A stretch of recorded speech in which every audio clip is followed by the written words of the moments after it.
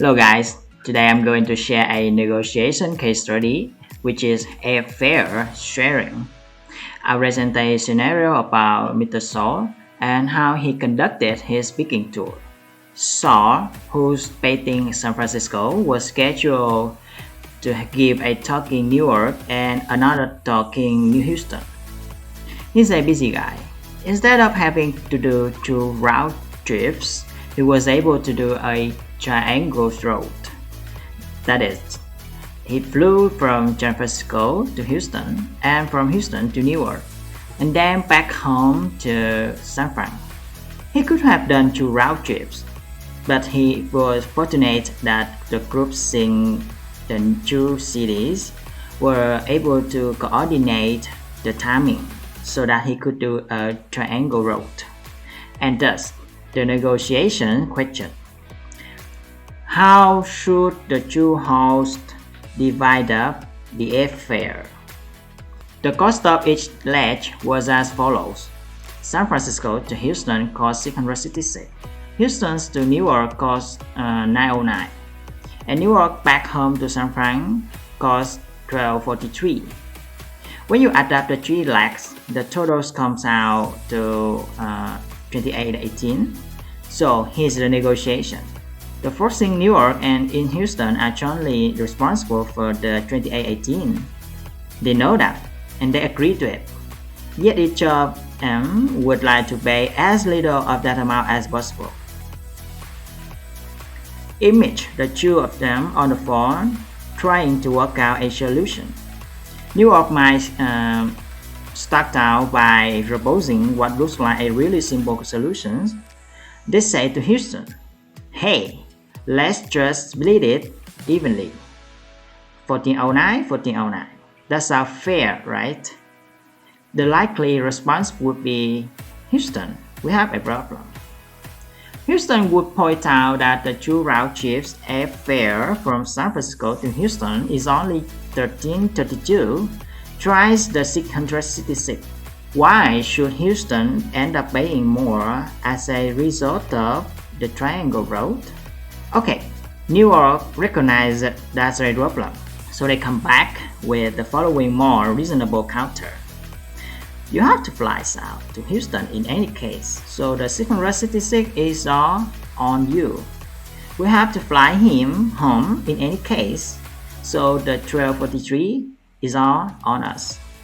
Thus, the real question is how to divide up the $909.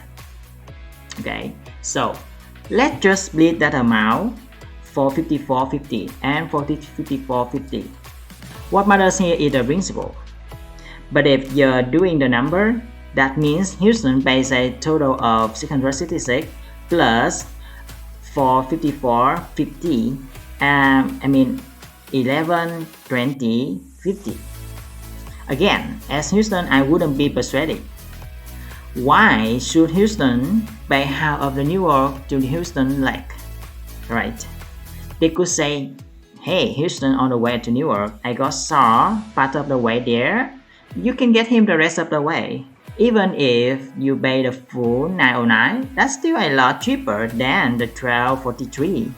It would have cost you to fly him to New York." New York doesn't think that's fair, but they see some merit in Houston's argument. So they come back with, let's divide the $909 in the same proportions the legs were each responsible for. In other words, New York was responsible for $1243 and Houston responsible for $666. So we'll divide the Houston to New York leg in the same ratio, namely 65 and 35. That means Houston will pay 35% or $317 to the $909, and New York will pay 65% or $592 of the $909. Let's recap for a moment. New York first proposed that Houston pay half the total, or $1409, but that was a non-starter, Then they suggested the 2 of them split the Houston to New York leg.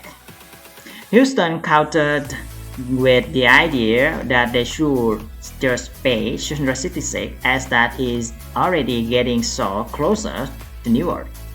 Lastly, Newark countered that the two of them should split the Houston to Newark leg in the same ratio as what they would have paid if there had been two round trips. This last proposal is exactly the same as just splitting the total 2018 airfare from the Triangle Road in proportion to the cost of the two round trips. Some of you may be thinking, where's this on going to end? Is there a right answer? What's your idea? Let me know in the comment.